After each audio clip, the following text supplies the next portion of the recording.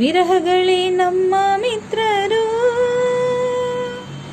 ನೋಡದೇ ಇದ್ದರು ಪ್ರೀತಿಸೋ ಇಬ್ಬರು, ನೋಡೋರ ಕಣ್ಣಲ್ಲಿ ಏನೇನೋ ಆಡೋಚರು.